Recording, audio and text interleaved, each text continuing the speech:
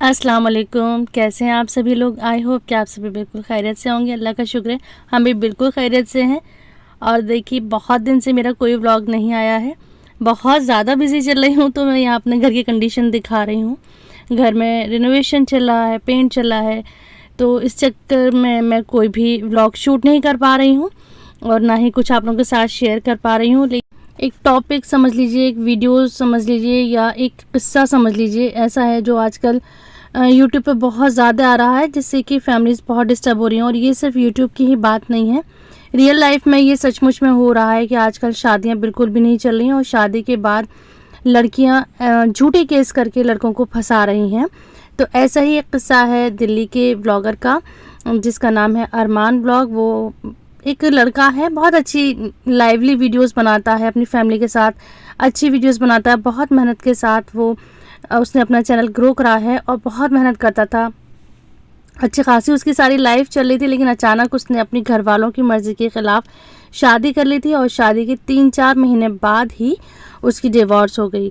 न सिर्फ डिवोर्स हुई है बल्कि उसको जेल हो गई है। तो बड़ा ही मैं शॉक्ड हुई ये देख के कि ये सब क्या हो रहा है। तो यहाँ पे मैं डिस्कस करूँगी कि अरमान ब्लॉग की आखिर गलती क्या थी, अरमान ने क्या ऐसा करा था, जबकि शादी के बाद उसने उस लड़की को बहुत ज़्यादा खुश रखा, बहुत उसको घुमाया, उसको काफ़ी पैसे भी देता था, सब चीज़ ला के देता था। और उसकी जो सास थे, जो उसके इन-लॉज़ थे, उसको बहुत प्यार करते थे, कोई भी उसको बिल्कुल काम नहीं करने देता था।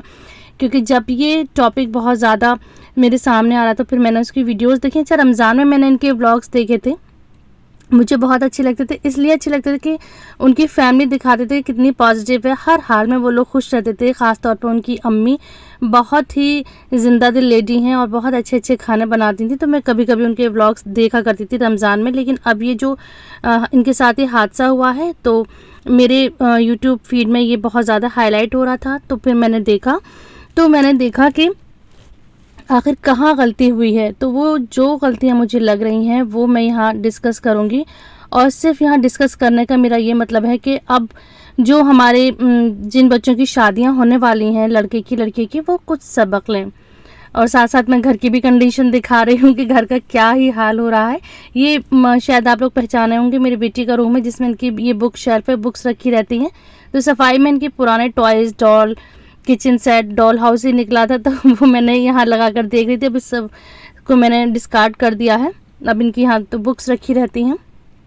अच्छा, इस सब के बारे में मैं सोच ही रही थी, अरमान की फैमिली के बारे में सोच ही रही थी, तभी मेरी नेबर से आंटी आ जाती हैं, जिनसे मैं बात करती हूँ और वो बड़े ही अच्छे मशवरे देती हैं क्योंकि उन्हें लाइफ का बहुत सारा तजुर्बा है और वो बहुत अच्छे मशवरे देती हैं।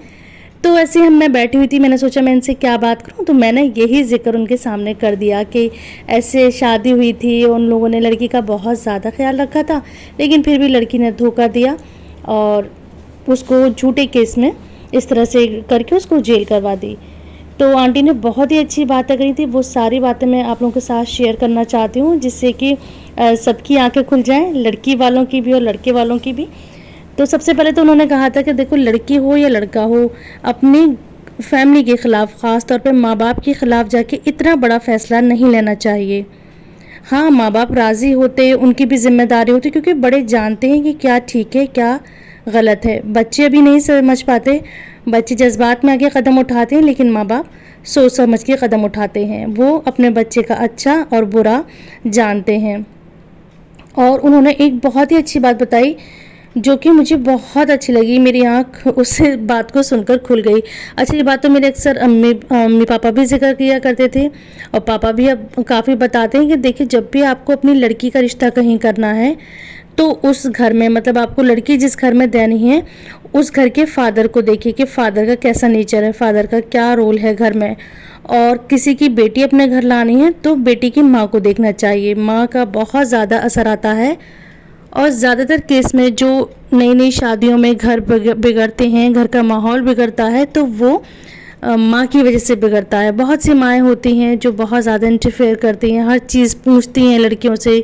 शादी के नए नए दिन होते हैं तो स्पेस नहीं देती हैं, कि क्योंकि लड़की को एडजस्ट करने में नए घर में टाइम लगता है, तो वो फ़ौरन गलत मशवरे देती हैं कि जो जो वहाँ होता है हमें बताना, हर बात में पूछेंगी, हर बात में अपना मशवरा देंगी और ये उल्टी पट्टी पढ़ाती हैं कि तुम किसी से दबना नहीं, तुम वहाँ नौकरानी नहीं हो, तुम किसी की मत सुनना। तो ये गलत गलत बातें करके घर को बिगाड़ती हैं। तो ये आंटी ने मुझे बहुत ही अच्छी बात बताई कि किसी की लड़की लानी हो तो उस लड़की की माँ को देखें, और जिस घर में अपनी बेटी की शादी करनी है उस घर में उसके फादर का नेचर रोल देखें, घर में क्या उनका कैसा रहना है उनका। तो बहुत मुझे अच्छी बात लगी। अच्छा, जब ये केस चल ही रहा था तो मैंने देखा कि अरमान ने जिससे शादी करी है उस लड़की के भी घर से वीडियोस बनती हैं, तो उनकी भी वीडियोस फिर मैंने जाके चेक करी। तो यार मैं कह सकती हूँ कि मैंने एक दो वीडियोस देख के अंदाज़ा लगा लिया कि वो फैमिली कैसी है, उस लड़की की अम्मा कैसी हैं, वो लड़की कैसी है।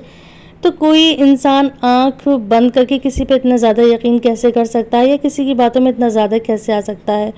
वो बिल्कुल भी ऐसी फैमिली नहीं है जो घर बनाने वाली फैमिलीज़ होती हैं।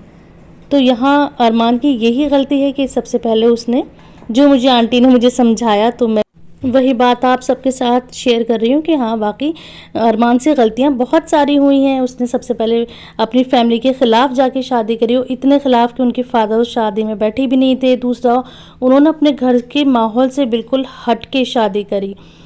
मतलब लड़की का घर के जो तौर तरीके होते हैं वो बिल्कुल अलग था, जो उनके घर के तौर तरीके थे वो बिल्कुल अलग था, और लड़की को इतनी ज़्यादा छूट दे दी। जबकि मैं भी एक लेडी हूँ, मुझे लेडी के लिए ऐसी किसी लड़की के लिए इस तरह से नहीं बोलना चाहिए, लेकिन जो सच्चाई है मैं वही बोलूँगी कि बहुत ज़्यादा उसको एकदम कहते हैं ना सर पे चढ़ा लेना।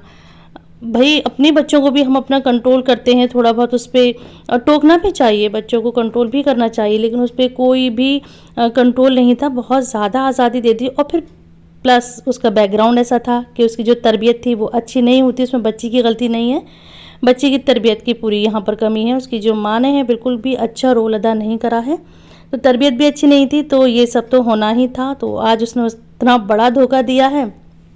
खैर, ये सब के इस अरमान ब्लॉग के ज़रिए बात करके मैं सभी से बात करना चाहती हूँ कि जो शादी का मामला होता है बहुत ही सोच समझ के, सबसे मशवरों के साथ, अपने बड़ों के मशवरों के साथ ये कदम उठाना चाहिए। यहाँ पे मैंने बनाया था पालक गोश्त, साथ साथ उसकी रेसिपी भी मैं आप लोगों के साथ शेयर कर दूँ। बहुत ही मज़े का ये पालक गोश्त था। ये वीडियो मैंने काफ़ी टाइम पहले रिकॉर्ड कर रखी थी गोश्त वाली। तो उसमें क्या करा था, पहले गोश्त का हमने पूरा कोरमा तैयार कर दिया, सारे मसाले डालकर और टमाटर डालकर उसको हमने गोश्त तैयार कर लिया, भून लिया, गोश्त हो गया रेडी। अब साथ ही मैंने पालक को बॉईल कर लिया था, बॉईल करने के बाद इसको पीस लिया था और घी में इसको फ्राई कर लिया था। जब पालक अच्छी तरह से भुन गया था, फ्राई हो गया था, तब हमने इसे गोश्त में डाल दिया था और थोड़ा सा पानी डालकर उसकी कंसिस्टेंसी को हमने सेट कर लिया था और गरम मसाला पाउडर डाल दिया था। तो इस तरह से बहुत ही मज़े का पालक गोश्त बनकर तैयार हुआ था। और अब यहाँ पर मैं जा रही हूँ मार्केट, तो थोड़ी सी मैं वहाँ की भी आप लोगों के साथ क्लिप ऐड करूँगी। मौसम बहुत ही प्यारा था। आजकल यहाँ पर बारिशें हो रही हैं, थोड़ी देर में धूप निकल आती है, थोड़ी देर में बादल हो जाते हैं और सुहानी हवा चलती है और साथ साथ बारिश भी हो जाती है। तो बहुत अच्छा मौसम है। तो यहाँ की मैंने थोड़ी सी आप लोगों के साथ शेयर कर दिया है। अच्छा, अब मैं अरमान की एक सबसे बड़ी गलती और बताती हूँ। जो लोग अरमान के व्लॉग्स देखते हैं वो लोग जानते हैं। अच्छा, मेरी फैमिली में तो कोई जानता भी नहीं है कि अरमान ब्लॉगर कौन है और ये मैं किसकी बात कर रही हूँ, लेकिन जो लोग जानते हैं, जो अरमान की वजह से वीडियो देख रहे हैं, तो मैं उन लोगों के साथ बता दूं कि अरमान ने ना मैरिज का एक कंटेंट बना रखा था। उसने शादी से पहले भी बहुत सारी शादी की प्रैंक करे थे, अलग अलग लड़कियों के साथ वीडियोस डालते थे, रील्स डालता था कि ये कहता था कि मेरी शादी हो गई है, ऐसे मेरी शादी होने वाली है। और उसने जहाँ तक है कि शादी को भी एक कंटेंट की तरह से यूज़ करा था। हर वीडियो में उसी लड़की का जिक्र, हर वीडियो में अपनी वाइफ का जिक्र, अपनी वाइफ को एज अ कंटेंट उसने यूज़ करा। तो फिर उसकी वाइफ ने उसका बहुत अच्छा सा कंटेंट बना दिया। आज ये हाल है कि उसके नाम पर लोग वीडियोस बना रहे हैं, व्यूज़ ले रहे हैं, और एक अच्छा कंटेंट का टॉपिक बन गया है अरमान ब्लॉगर, जो कि सीलमपुर का रहने वाला है। तो यही सब मुझे आप लोगों के साथ शेयर करना था कि देखिए, फैमिली से हटकर नहीं जाइए। माँ बाप से बेहतर आपके लिए कोई भी नहीं सोच सकता है, और हर किसी की अपनी अपनी लाइफ में एक अपनी जगह होती है। माँ बाप की भी जगह होती है, वाइफ की भी जगह होती है, फैमिली बहन भाई की भी जगह होती है। तो सबकी अहमियत को समझिए।